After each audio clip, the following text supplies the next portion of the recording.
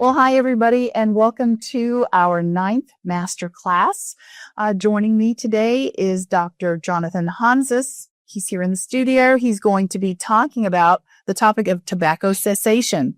Dr. Hanses is the director of the ACT Center for Tobacco Treatment, Education, Research, and Lung Cancer Screening Services at the University of Mississippi Medical Center. He's also an assistant professor in the Department of Population and Health Science.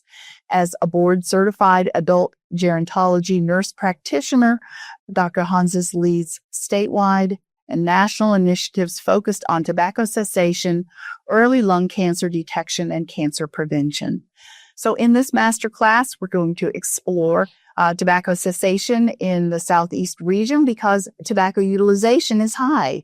We're also going to investigate the role of low health literacy and tobacco use.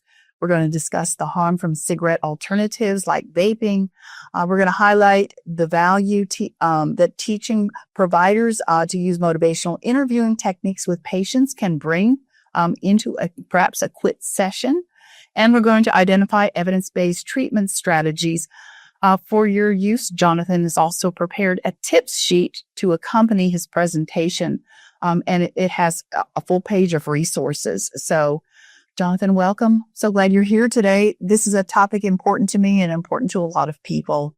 Yeah, thank you very much for having me. I'm excited to be talking about this today for sure. I think for the learning goals, they're pretty simple. They're pretty understanding as far as the current state of tobacco, identifying tobacco cessation resources, applying effective cessation interviewing techniques, and then I'm always going to talk a little bit about lung cancer screening in any presentation that I do, because they kind of go hand in hand, as we'll talk about in a little while. So recognizing the importance of lung cancer screening. So I'll already start with 2 slides, no matter how my conversation is going, no matter what PowerPoint or talk or conversation I'm having. And one is the first one, right? So talking about the number of deaths attributable to cigarette smoking in the United States, which at this point is still about 500,000 a year. Which to me, every time I say that number, it's still pretty astounding, which we'll discuss later. But with smoking rates still being significantly lower than they were even 20 years ago, 500,000 people a year dying from cigarette smoking is pretty unbelievable. So that's about 130,000 people a year just from lung cancer. And then other things like coronary artery disease and respiratory diseases, things for like secondhand smoke exposure, and then other cardiovascular diseases. I just think that this kind of gives a good perspective of the state of tobacco that still exists. So, here in the Southeast region, again, our rates of tobacco use are higher than many other places, but you've probably discovered, as I have, when you talk to students and professionals, that they kind of fall into 2 categories today, where maybe they are in an environment with family, friends, where nobody uses tobacco. And so it's really hard for them to believe that when you say 500,000 people are dying, what does that mean? Because there's nobody in my social or family circle that uses tobacco. There's nobody in my professional circles. And then the other group, of course, is those who have maybe family members and friends who are smoking, and even worse, maybe just getting started when they're young, which is just horrible to see. But it's hard for people to believe that tobacco use is so widespread. Yeah, I think that's exactly right, for sure. I think that people in certain circles, either nobody in their family smoke or has smoked, or they kind of minimize its use and impact and things like that. So I think it's kind of, it's always an interesting conversation, right? So you may have one entire family that's smoked, right? 10 people, and then you may have another family where none of them do, if their perspectives are entirely different. But it's definitely an interesting conversation, like we're having today. And sometimes the conversation changes depending on the group that you're speaking with and things like that. So, Well, it's a social determinant of health that it's behavioral. So it's a choice. And I think, too, that can be a problem with providers sometimes who have a patient who's using tobacco products and that patient needs to quit, hasn't been able to quit, and maybe develops disease. And, well, this is something that's under your control. Well, we don't want to blame our patients. There are many other factors in the social determinants of health that might prevent their access to maybe the tools and programs. Sure.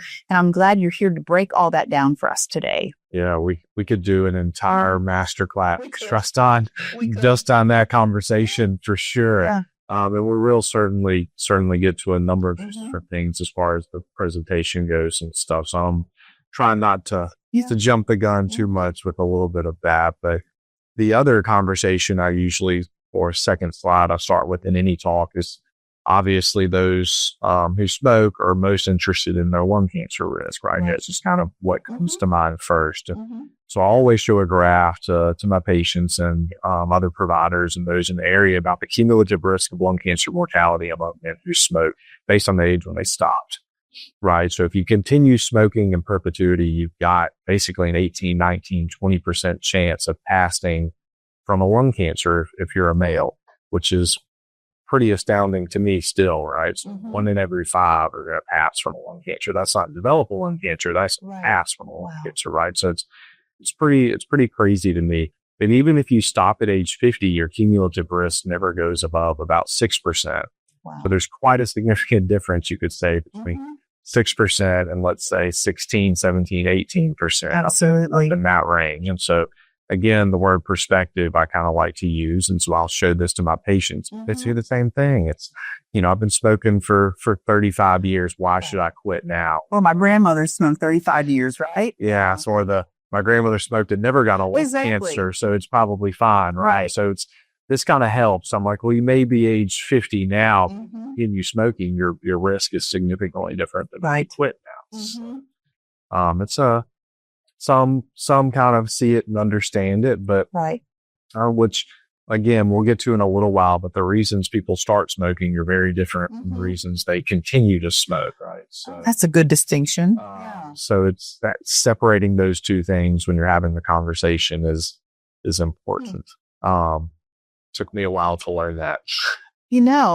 So I'm thinking if maybe there was trauma, or there was, maybe your youth. My dad was a smoker, and he was one of those statistics because he died at the age of 58 from cardiovascular disease.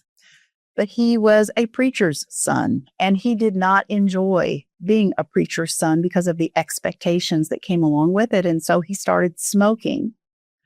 The reasons he kept smoking, he was addicted. So going back to that root, what got you started, you might have a very different approach as a provider and others that you'll bring into the probably the process of helping somebody than if it's just, a habit, right? Exactly. I think in the beginning, it's more about, we'll say trauma or just family exposure, not even peer pressure, just pressure in general. I have so many patients that they started smoking when they were in the 8 to 12 range because they were lighting their parents' cigarettes, right? And handing to them. And so then they started. Right. And so that was one reason. But then when you've been smoking for 40 years, the reason generally kind of flows into certainly the addiction aspect, but also the stress, anxiety, and I hear all kinds of interesting stories about, I stopped smoking for 4 years. This happened and I've been smoking for another 8. Right. So I think understanding which again, we'll talk about it's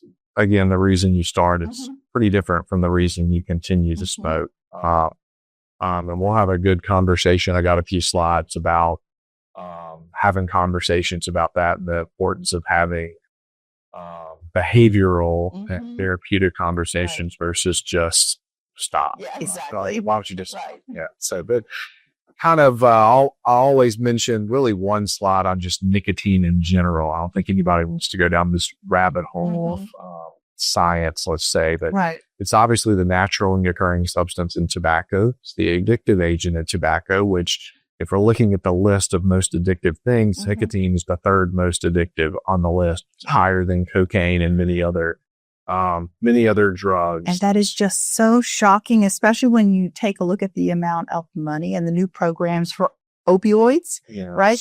And we realize tobacco is more so. Yes. It's kind of interesting. We pour money into one thing and then we pour money into fighting it. It all comes from the same pool. So it's an interesting, it's an interesting. And you're spending money from what you could fight another problem with, right? Exactly. But it is. And, I keep referencing the patients I see because I still do clinics several days a week. But, it's interesting. They'll tell me, I quit alcohol. I quit using drugs and different things. Or like, I cannot stop the cigarettes. So, Wow. Yes. But there are clinical reasons for that, or you're going to get into. There are definitely. When I try not too much, that ends up getting boring a little bit, then I'll lose people. But certainly things people would see are good with nicotine, right? So improving attention, short-term memory, reasons that make it difficult to quit, suppresses appetite, weight gain, causes release of different opioids, which relieve pain and stress, at least temporarily. There's cardiovascular effects that may not be good, right? And then the other thing I generally point out is that nicotine does not directly cause cancer. That's the other several thousand chemicals in there, but it may facilitate this abnormal replication of abnormal cells. So help the cancer. But that's as you kind of mentioned, the nicotine conversation, the tobacco one from a plant standpoint is a long one. The plant is used for medicinal. It's also used in many religious ceremonies. So, tobacco has been used by many different cultures and continues to be around the world. But we in America found ways to take that tobacco and make it even more addictive. And that's what big tobacco has done.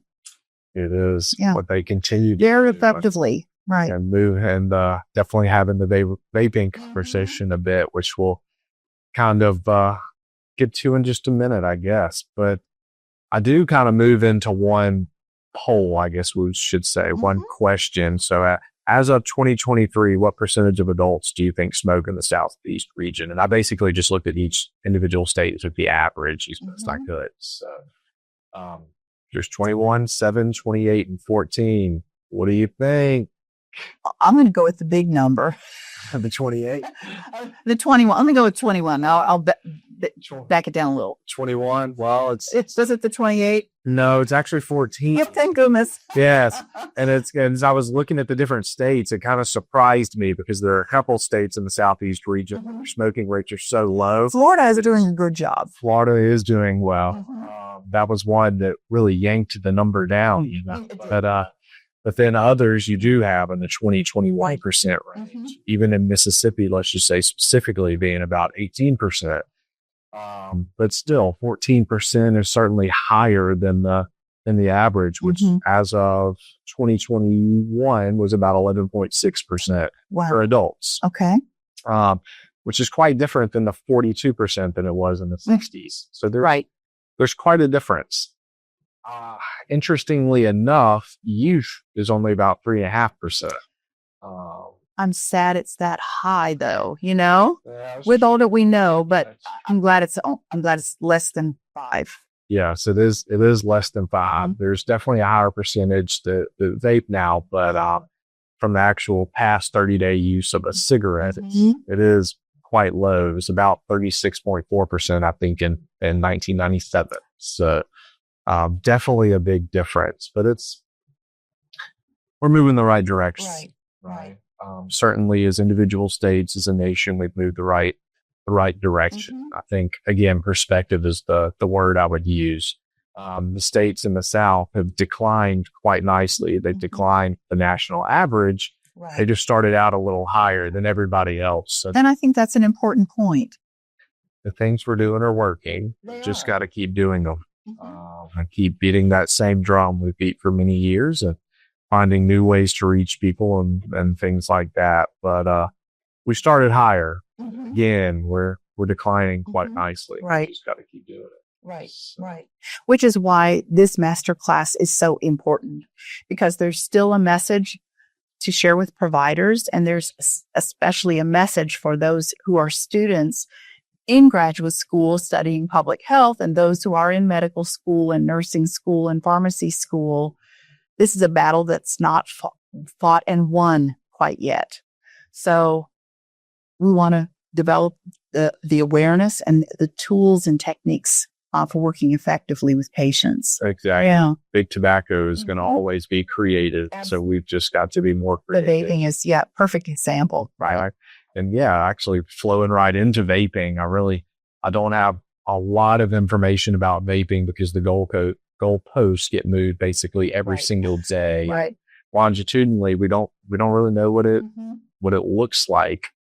We know some things, but not necessarily a lot. They keep coming out with new ways to make it interesting, but certainly safety has not been demonstrated. I would emphasize the word not.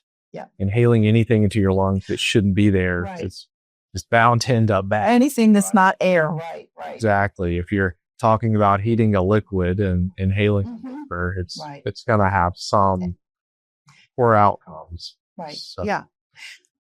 I was going to say there's also the fact that sometimes we have explosions with the device, right? So, I mean, that's not a reason for not vaping really, but there are other problems associated with the technology.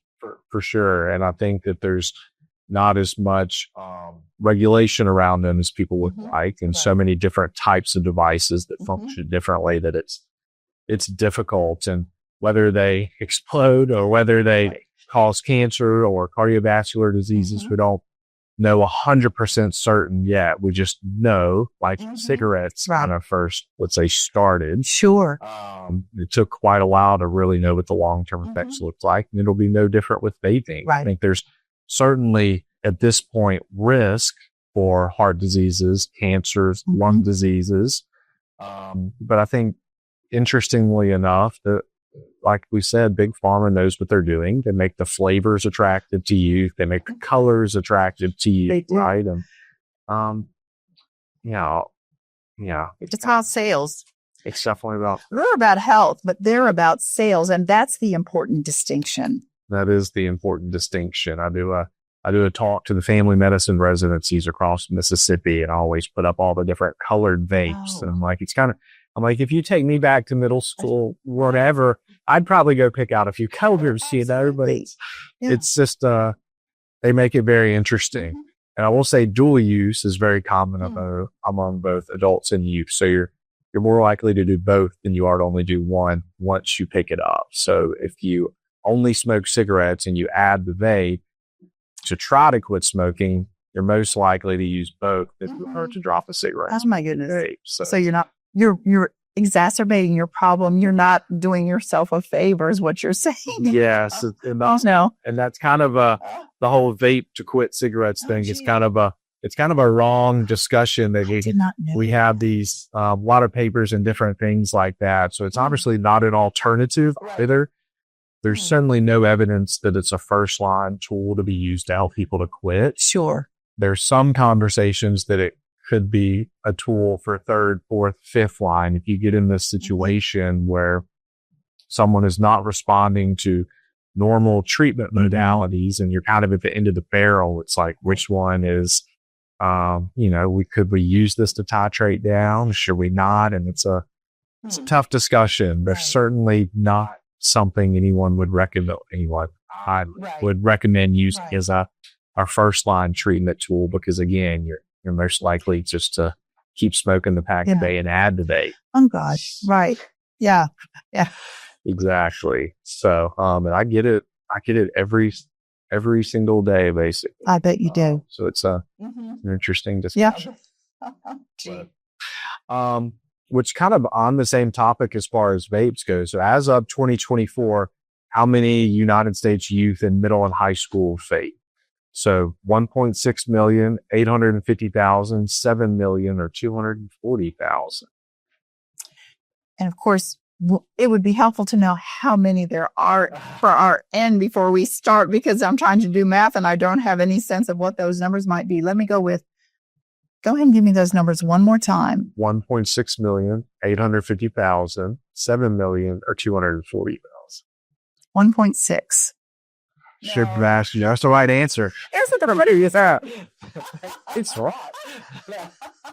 Yeah, it's 1.6 million. I actually don't know the answer to how many youth are in middle and high school, but I do know that 1.6 million vape, which is a significant number to me. I don't know what the percentage there is. I could look at Mississippi percentages, but 1.6 million nationally. It's just too many. Vaping. Right. It is. So it's some percentage of that will continue vaping in perpetuity once they graduate and continue on through their lives. Some will add cigarettes or, so definitely still a lot of work to do.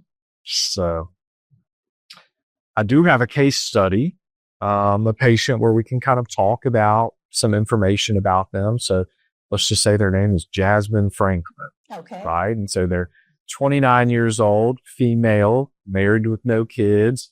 They're educated with a graduate school degree. They have a great income at $140,000, private insurance, smoke about 15 cigarettes a day, and they vape. Partner does not use tobacco. Some friends do. Pretty motivated to quit with a 9 out of 10. They do not allow smoking in the house. Alcohol used infrequently. They have never really tried hard to quit. They've tried some self-help things. Weight gain is not a significant concern, but it is 6 out of 10. And then sleep disturbances are important to Jasmine. Right. So kind of as we kind of go through this, there's some good things and some bad things to getting Jasmine to quit, right? So when we're talking about this in some other conversations I do, let's say with like the family medicine residents, it's always an interesting conversation to see, well, what do you think makes it easier for Jasmine to quit? What do you think makes it more difficult? Things like that.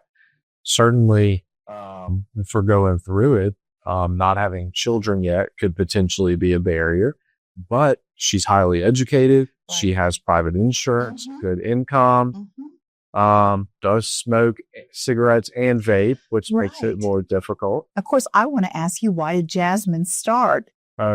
I don't know why Jasmine started. I guess that's an interesting point. No one's ever asked that before. No one's ever asked me why Jasmine started, and I can't call her and ask. So I have to figure it out. But no, I don't know why Jasmine started. I actually don't know why she continues to. Okay, well, here's how we could reason that. She's 29, almost 30. So she maybe was raised in the South in a family that smoked, used tobacco, because we can look at those rates in the 1990s and say that we still had a pretty high percent of Americans that were smoking. And here in the South, it would have been higher since we started higher.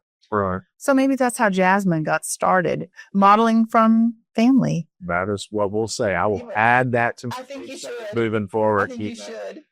Certainly the partner not using tobacco is a plus. That surprises me that she is doing both, having a partner that doesn't do either. Yeah. How's their relationship? Do you have any information about the quality of their relationship? No, because I made Jasmine up. That would be an important point, because honestly, I would think that, it's that peer support. The husband partner who doesn't could be finding their kind of perspective could be very valuable, because see, in my family, my father smoked, my mother did not smoke, and it was a point of contention. Yes, that's certainly, it's very difficult for one to smoke and one to not. It's more difficult for one to quit and the other to not. Exactly. So, it's always interesting. Let's just say in my clinics where I have a husband and a wife, let's say like the wife is saying, yes, I want to quit this back. And the husband's sitting over there quietly. And I'm like, do you smoke too? And she's like, yeah, he does. Right. And so it's they kind of go together. Right. You're always going to have the temptation there if one quits and the other doesn't. And that kind of goes with friends as well. If your friends are smoking and you're not smoking, then it's difficult, right? It is. Especially playing poker on the weekends or whatever you're doing. Which moves kind of into the same thing with alcohol. The more you drink, the more you're going to smoke. And certainly on the weekends, like I said, when they are doing something, like let's say we're all playing poker, drinking, you smoke more. So when you work during the week, you smoke half a pack a day. And on the weekend, you smoke a pack and a half a day. And you're drinking. It's kind of a behavioral package. Definitely. When you look at it. Yeah. Definitely it is. However, she is highly motivated to quit, 9 out of 10. She's implemented some measure as far as smoking not being allowed in the house. Right. That's definitely a big plus. Right. That's something that we usually recommend initially. It seems like something small, making it difficult to access your cigarettes and utilize them is a step towards quitting for sure. So I got some hope for Jasmine. Right. I do too. I think we're going to get this, but moving on to more of the actual treatment aspect and, training, let's just say. So there's a Council for Tobacco Treatment Training and Programs, the C, way too many T, right? So TTTTP, always leave one out on accident. But and that's those are part of your credentials too, because you have gone through their training. Yes. So the P of Tobacco Treatment Specialists, so they are the accrediting body for tobacco treatment specialist training programs. Their mission statement, they aim to promote excellence in the preparation of tobacco treatment specialists so that they can meet the needs of a dynamic, diverse, and complete population of tobacco users, right?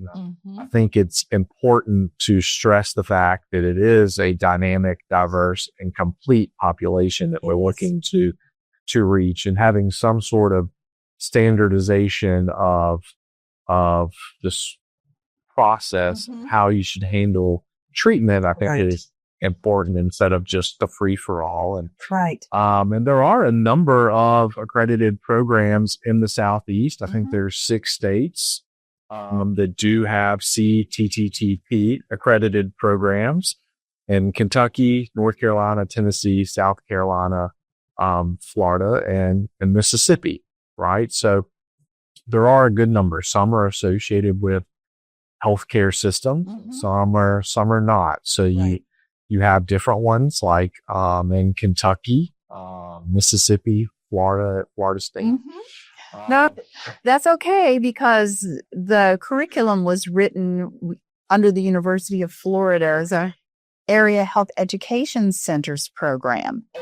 So we work together in Florida, contrary to what it might look like when it's football season. Fair enough. And then even in USC, Medical University of South Carolina, right? So there are a good number of programs out there that do offer tobacco treatment specialist workshops, right? And I encourage folks to look at the programs around them and see kind of how they can utilize the resources in their area. Different programs do different things. Some programs offer free training for those that are in the state, some charge and different things, but it is a great training program that really focuses on more than just brief intervention. Right? So not just, hey, you need to quit, that's the end of it. Right. It's actually really kind of getting down into the behavioral aspect of things and seeing what we can do to meet their diverse and dynamic needs as a whole. Right.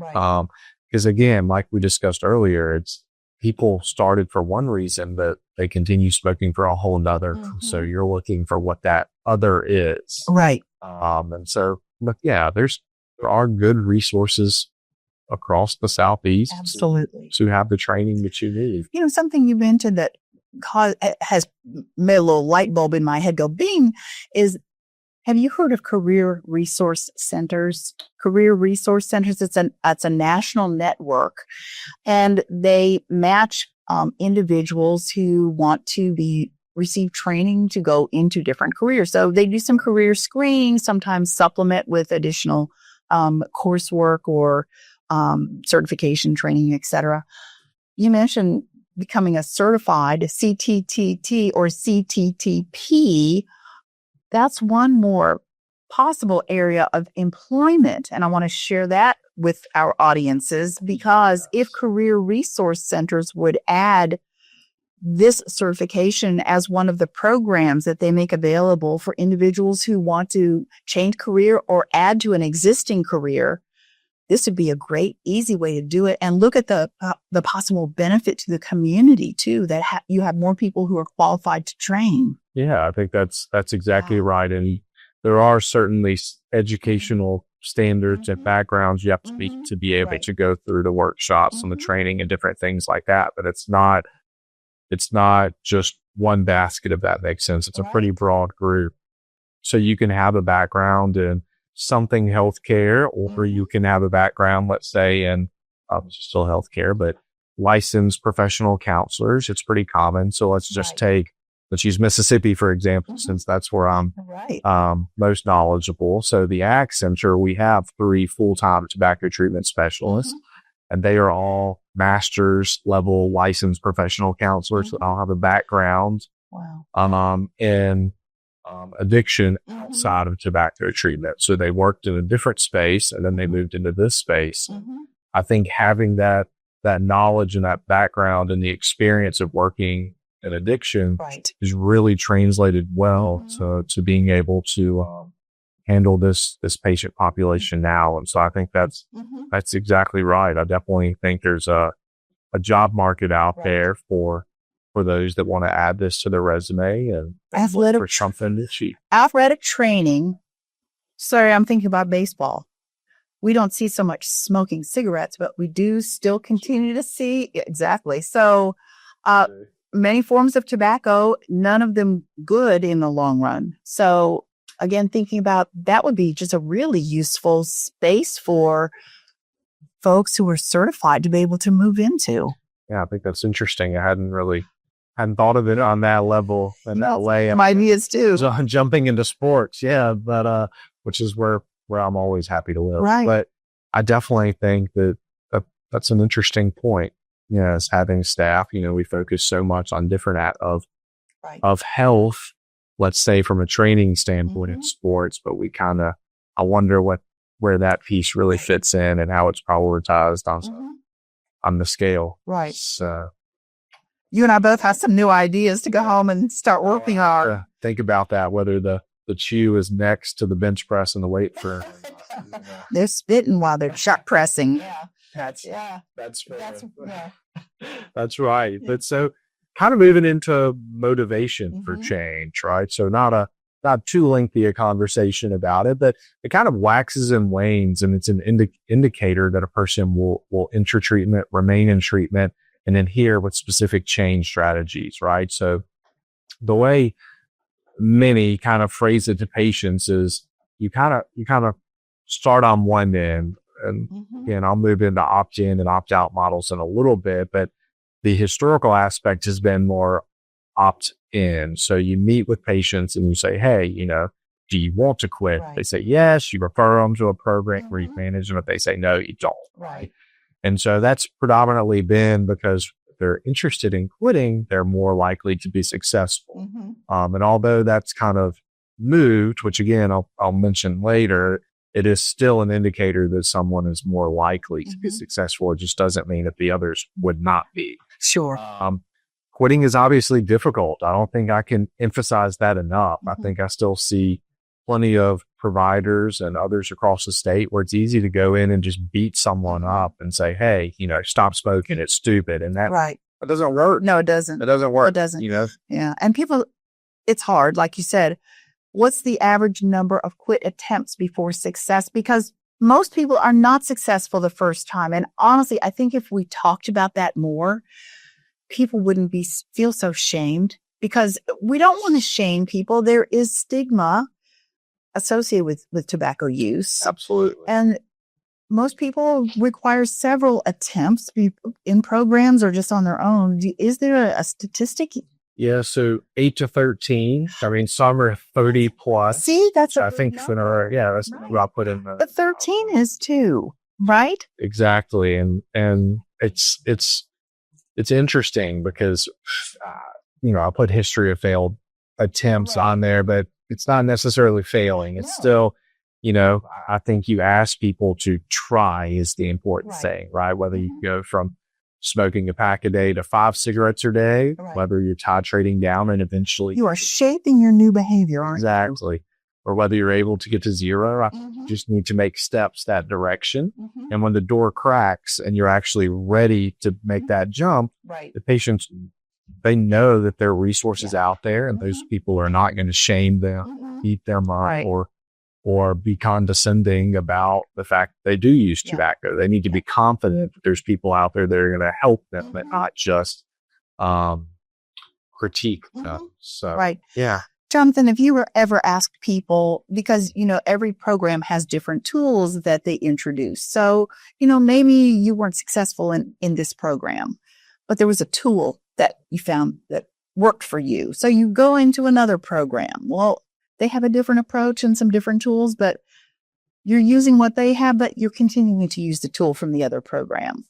So is there any research, or you ever hear from people, well, that program didn't work for me, but here's what was beneficial, and I brought that along into the program now that I'm maybe doing at the ACT Center, and the two of them together are working really well for me? Yes, definitely on some level. I think the most common way someone ends up in a program is whoever sent them to that program, that's the one they've heard of or they know, right? Whether it's a state-based quit line, or whether it's the ACT Center, or whether it's the Breathe program at Kentucky, yes, or AHEC, or any of those. That's just what their system uses first. They may use multiple throughout the course of their life, and those different programs may have access to different resources is kind of how I would probably phrase that one. Whether, let's just say it's the ACT Center, for example, whether they do up to 12 weeks free nicotine replacement therapy, or offer Chantix or varenicline or Wellbutrin, or whether they offer different things like toothpicks and things, flavored toothpicks, and then other programs may do something different. So stress balls, yes. Ironically, I order a lot of stress balls, mostly because I like to keep them in my truck, but the patients do rub them as well. But for sure, I think some have had different experiences of different programs. They'll ask, they're like, "Bro, do y'all have the flavored toothpicks, or do y'all have this flavored lozenges, or gum, or whatever?" And so that kind of goes back to the whole failed attempts thing, right? People really failed. Yeah, people know what works and what doesn't because they've tried it before. I think being able to listen to them and understand what worked and what didn't, and not trying to shoehorn them into one box is important. So that's exactly right. If they go to another program, if they say, "Well, I had this experience and this worked," or they go to this one and say it didn't, you should listen. Right. And find out, was there any part of it that worked? Maybe overall you say it didn't work because you're still smoking, but there may have been elements that really hit home with you. Yeah. And even sometimes it's just little bitty things like internet access, or having to go in and do the visits in person, or just different barriers like that. I mean, even little things like may not be aware of treatment options, right? When you have this whole smorgasbord of options, this plethora, you don't necessarily know the nuanced differences between each one. So every program that we have needs to have the resources to be able to offer what it needs to be able to offer. So that no matter where someone goes, they're able to get the care that they need.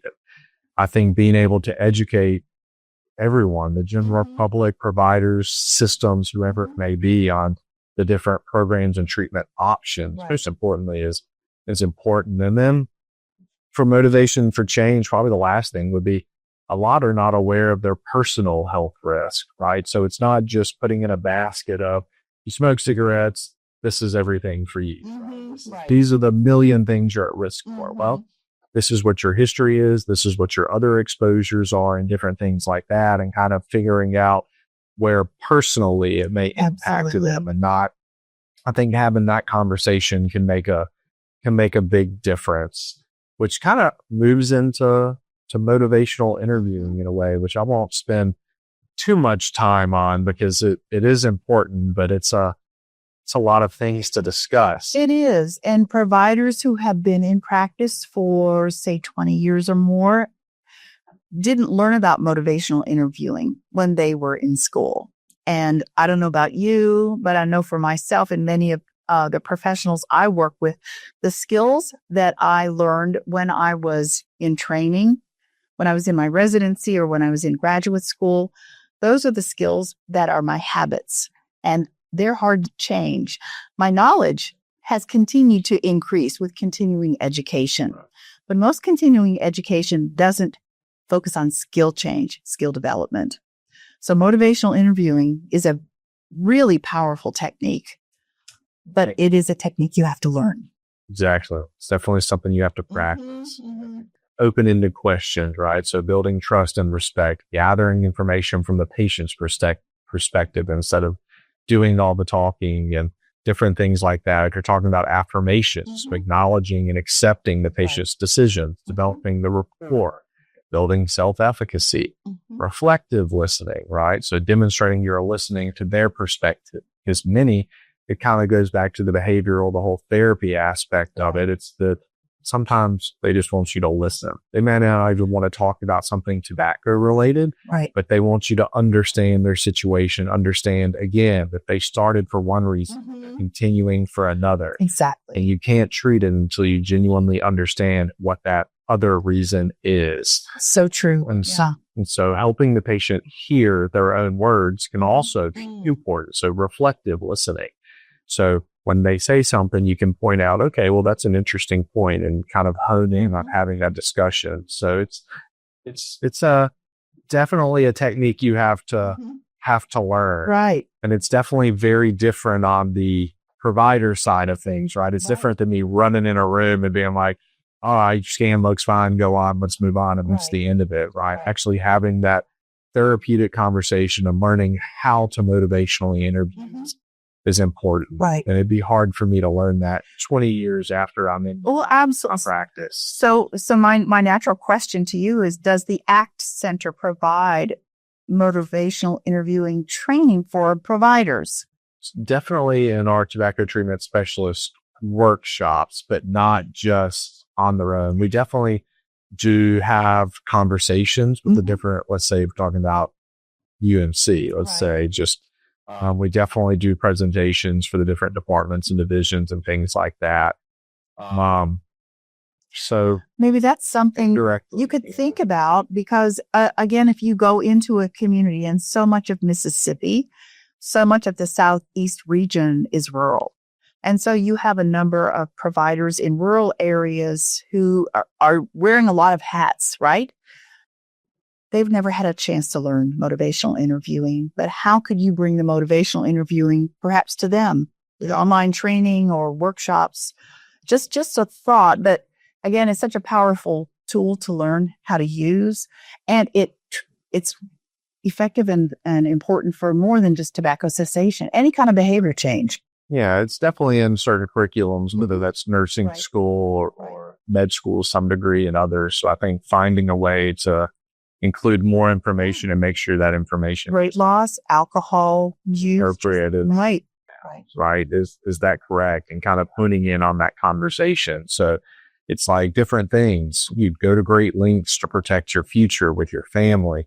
You're feeling anxious about being able to manage different withdrawal symptoms. And so kind of, again, having that conversation and making sure you're summarizing what they're saying and giving them a chance to say whether you're being accurate or not is important. And during those conversations, we kind of use 3 buckets for tailoring treatment: not ready to quit, possibly ready to quit, and then ready to quit, right? And you can have different nuances or different actions for each one. You can use a scale of 1 to 10, right? And say, hey, on a scale of 1 to 10, where are you as far as being willing to quit, right? With 0 to 3, being not ready, and moving on from there. So if someone's not ready to quit, you can still do different things. You can clarify discrepancies. You can increase their confidence. You can explore attitudes about tobacco. You can review their personalized risks and benefits. You can still get them started on conversations about treatment, right? Like there's definitely little things you can do. Even if they're possibly ready to quit, you can change the talk. You can talk about pros and cons, right? You can just do different things as far as education. So talk about withdrawal symptoms. You can talk about the different medications and what they look like. You can try medications, right? They may not say that they're ready to dive in, but you can still try to implement different medications and let them have a good experience with it and help you get started and go from there. And then definitely for me, at least, most important would be small behavior changes. So let's say like a rate reduction. So even if someone says they're not ready to quit completely, or they're possibly ready to quit, going from a pack a day to a quarter pack of pops a case a day is still better, right? It is still making steps towards quitting. And so that's definitely something people need to think about. And then obviously ready to quit. So set a quit date, select strategies, develop a plan. And then you can also do the other things, but those are just different. And I think focusing on quitting setting a quit date is very important. I don't think that is something that gets said and done enough. They want to quit. We've given them the medication. We've done these things, but they've been taking it for 2 months, right? Due date. What's that due date? Exactly. It's the quit by date, right? Exactly. Yeah. So I think that kind of goes back to the whole education aspect and personalized reviewing personalized risk and benefits. Whether that's varenicline or talking about the different trials for how to use that, or whether that's something like nicotine replacement therapy. Setting a quit date is very important. Taking advantage of someone being willing and able to try and quit. They've started treatment. Now it's time to actually fish or cut bait. Exactly. Just cut it off and keep going from there. In that same breath, it's about potentially doing what we would say the 3 A's is kind of how I look at it more now. So ask, advise, and act, right? So ask about tobacco use with every patient, every visit. Tobacco use can change every single time, for sure. So if we're talking about the provider world, which this kind of fits more in, it's providers can be bad about that. Me included on occasion, right? It's you can't just look at their chart and say, oh, it says this is how much they smoke or they don't or whatever. Well, no sign on the forehead for teaching, the numbers changing. Exactly. It'd be smart for you to ask the question yourself. Yeah. I see patients all the time, even in my own clinics where this is a big focus and it says tobacco use never.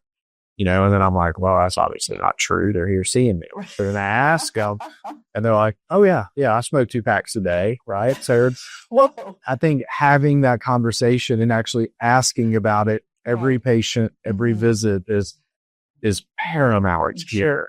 Exactly. I think, and again, tobacco use can change from to visit. And part of that conversation is, people will minimize their tobacco use and some will outright lie. And I don't think that's their fault. I think that's our fault for how we make them feel. I totally agree. So they're not comfortable answering the question honestly. And so if you don't make them comfortable, you're going to get the, oh, I've never used tobacco, right? Instead of the, I smoke 2 packs a day. So it's important to ask that question every single time.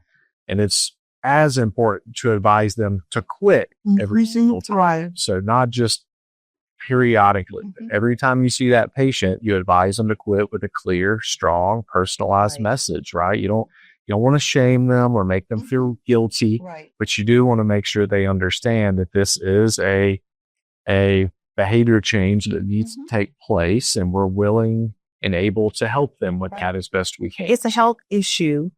And you know what else? Adult learners, when we take a look at adult learning theory, adults like to know why they're doing something, how information is going to be used. And that's what we as providers don't often think to tell somebody. Yes, it's difficult to tell me honestly. Okay. There's social stigma.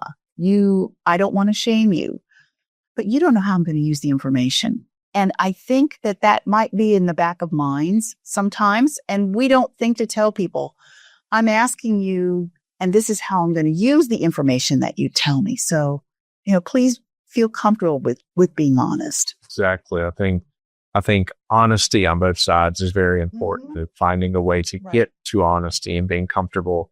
Being honest are the most important part of the conversation, so that when you do act and you do refer them to a patient or you manage follow-up yourselves, that you give both of you a good chance that they're going to show up, they're going to participate, they're going to be willing and able to do that.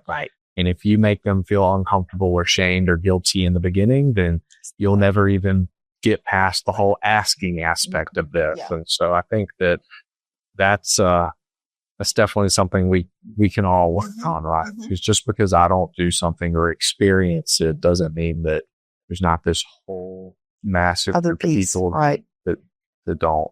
So within that same breadth of everything, I mentioned earlier the whole opt-in, opt-out model. So historically it has been that for those to get treatment, if you're referring, if you're having the conversation, it's been more about them opting in. So you ask them, are you willing and able to quit? And they say no, and that's the end of it, right? Well, I'll ask them next year, right? So the patient must actively choose to receive treatment or support.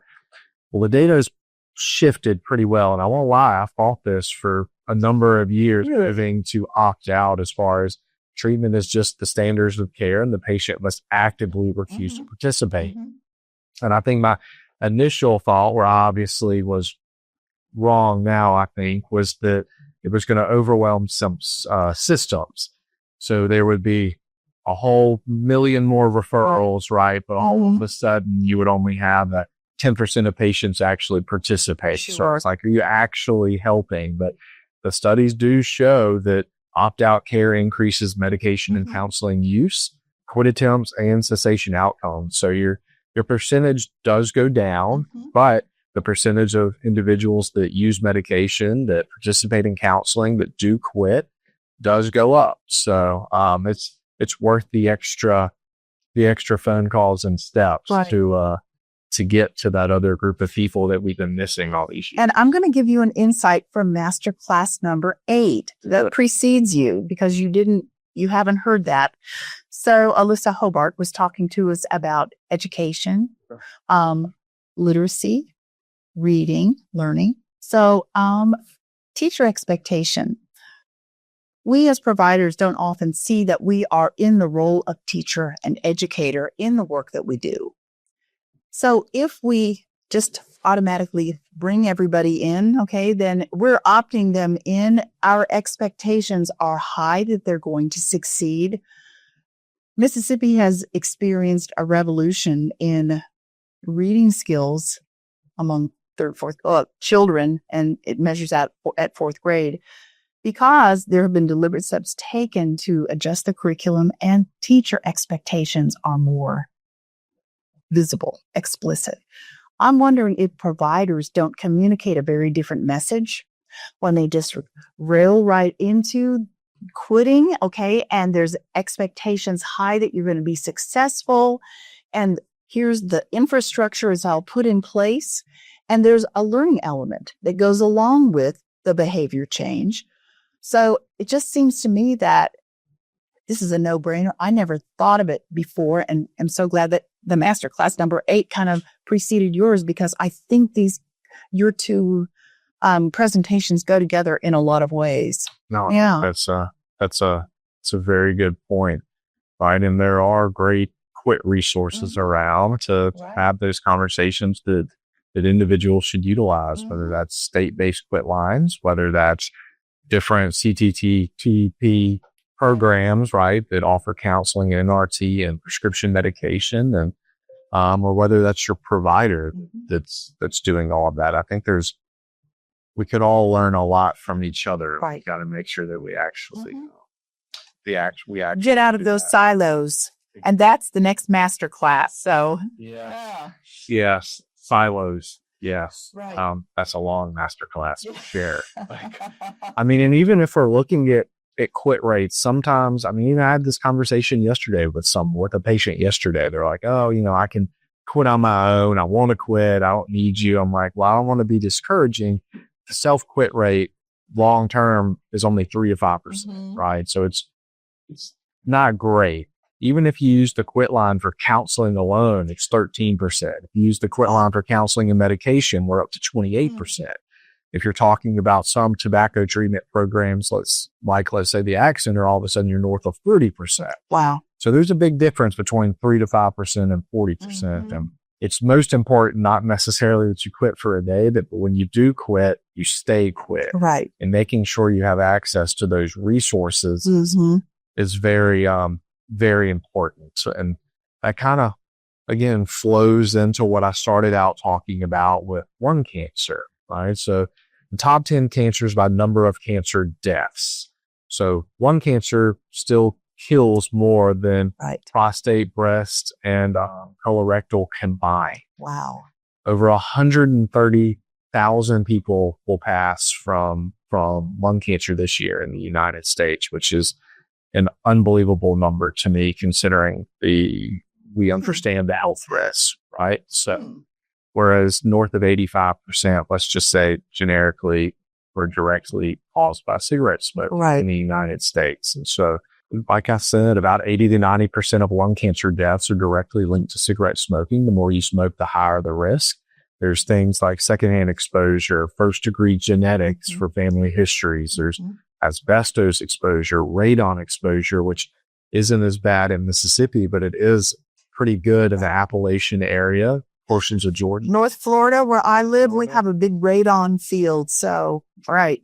Yes. And you can actually go online and buy personalized radon test kits. Yes, we did for the office, the AHEC office that I worked in, and discovered very high levels. So we actually we built an office and relocated. Okay. I was about to say, did you get it mitigated? It can be quite expensive to get it mitigated. So we were renting the space. So it was like the final reason for this is why we need to move. But yeah. Fair enough. I did it. I met several people actually in, out west.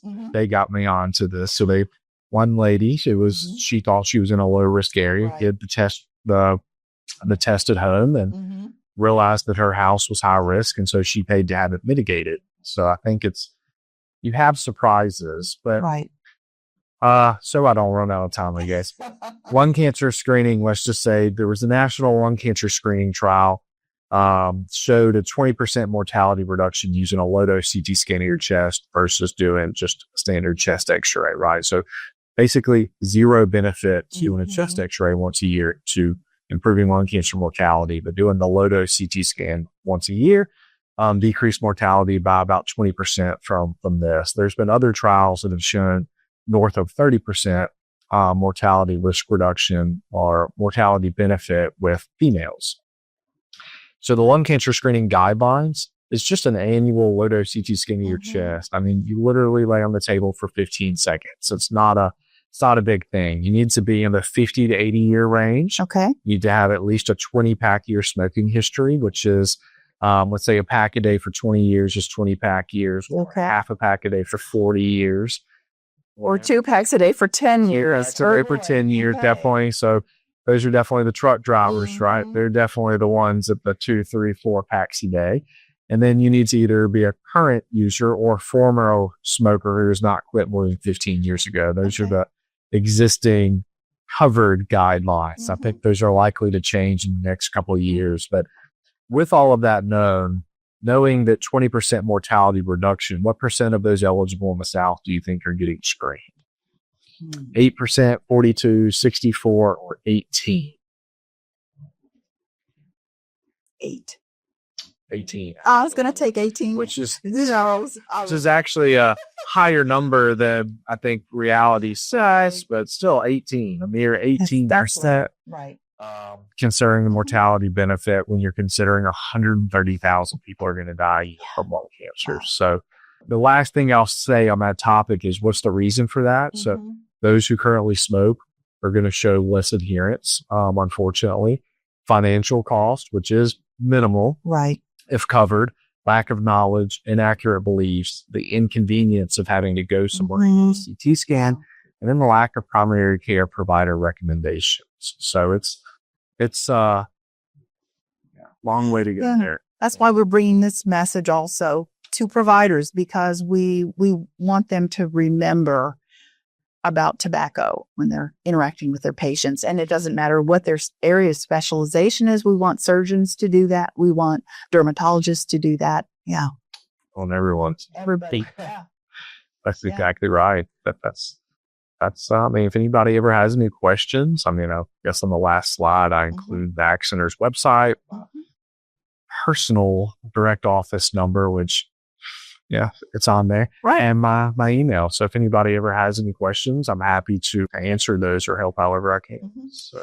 And Jonathan, do you want to tell everybody just a little bit about the tip sheet that you put together, because it has outstanding information? Yes, there are a lot of tobacco cessation or tobacco treatment resources out there, right? And I just listed a few as far as the quit line, since there's the national quit line that once you get to your state.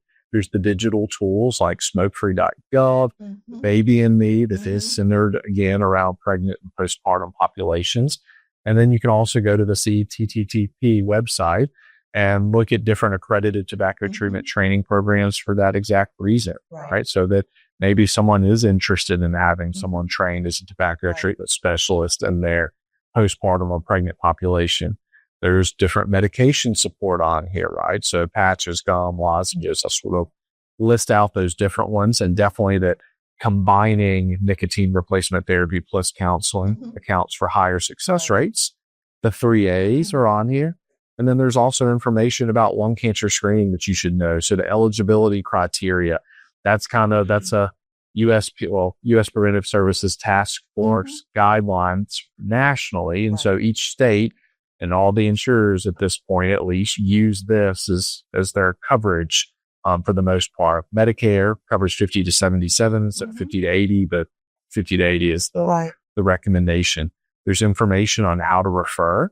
So you can go to the ACR, American College of Radiology's website, look in their lung screening directory for programs near you.